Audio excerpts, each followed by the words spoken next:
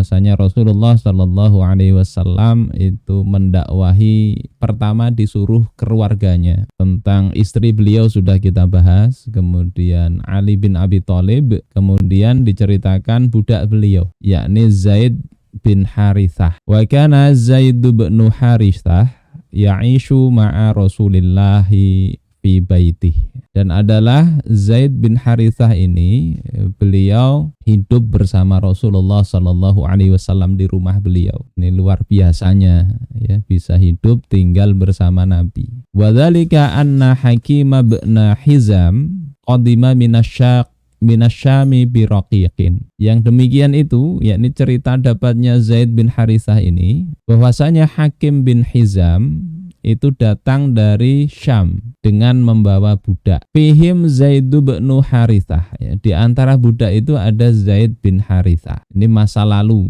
ya, yakni masih zaman perbudakan itu bisa dijual belikan pada masa itu ya orang. Sekarang pun juga ada diperjualbelikan ya. Cek, Afwan Ustaz, suaranya tidak terdengar. Oke, terdengar Ustaz? Alhamdulillah, sekarang sudah normal. Sampai mana tadi? Tes? Baru awal, di awal tadi sudah off. Oke, jadi perbudakan ini sudah tidak ada ya, tidak ada.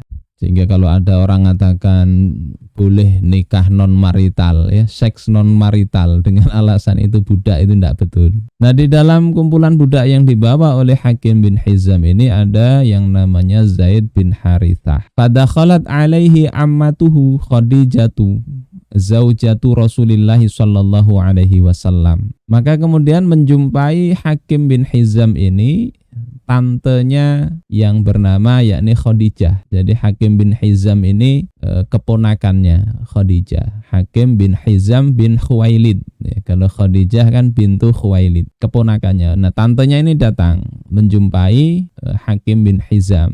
Kemudian mengatakan, faqala laha, yang berkata ini berarti Hakim bin Hizam berkata kepada tantenya, ikhtari ya ammah, pilihlah wahai tanteku.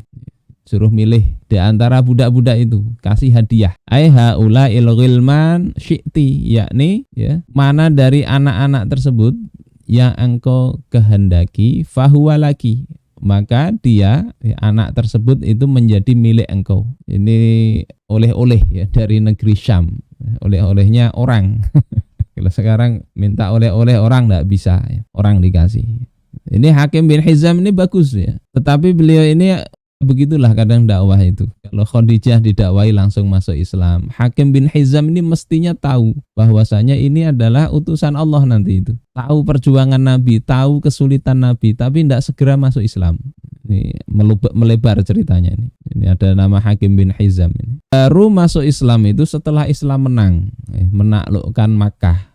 Saat penaklukan Makkah, Hakim bin Hizam masuk Islam.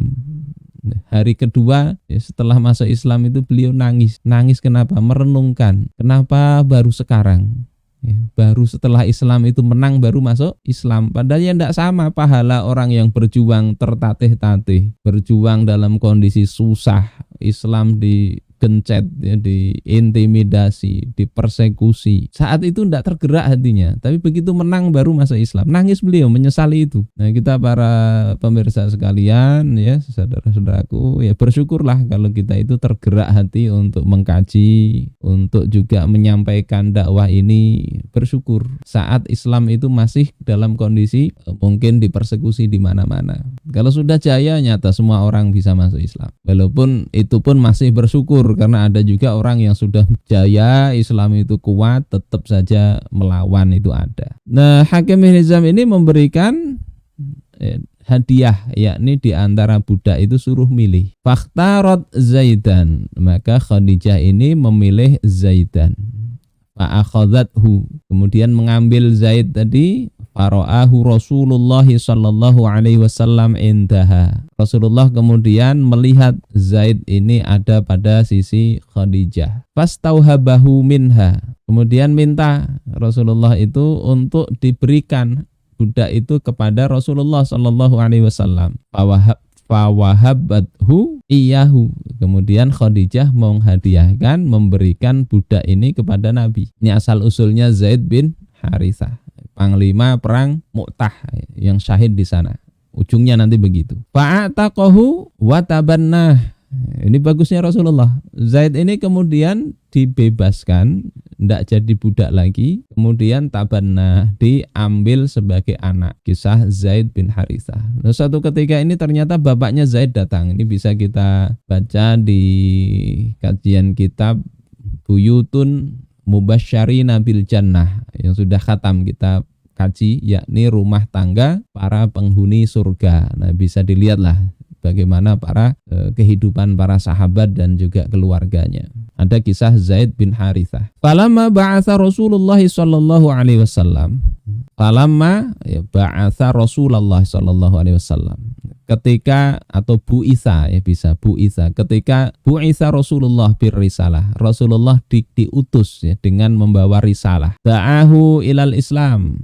Maka Rasulullah menyeru Zaid ini, didakwai untuk masuk Islam. Fa'amana bihi Zaidun wa saddaqahu. Kemudian Zaid ini beriman kepada Rasulullah dan membenarkan beliau. Ini kisahnya tidak sulit-sulit masuk Islam. Wa kanat as-salatu awwala faridatin amaliyatin furidat ala Rasulillah sallallahu alaihi wasallam. Dan adalah salat itu adalah kefarduan praktis pertama yang difardukan kepada Rasulullah sallallahu alaihi wasallam. Ini salat selain salat 5 waktu ya. Salat sebelumnya. Karena salat 5 waktu kan saat Mi'raj. Fakana Rasulullah sallallahu alaihi wasallam yakhruju. Adalah suatu ketika Rasulullah itu keluar dari rumah beliau. Wa yakhruju ma'ahu Ali bin Abi Thalib, dan keluar bersama Rasulullah itu Ali bin Abi Thalib. Fayusalliyani khufyatan. Kemudian keduanya salat dengan sembunyi-sembunyi, diam-diam. Fa absara Abu Thalib bihima yauman wa huma yusalliyani. Abu Thalib suatu ketika mendapati kedua orang ini sedang salat. Kemudian bertanya kepada Rasulullah, "Ma hadzal din allati tatinu bihi ya ibna akhi?" Agama apa yang engkau beragama dengannya ini, wahai anak saudaraku, wahai keponakanku? Engkau ini agamanya apa?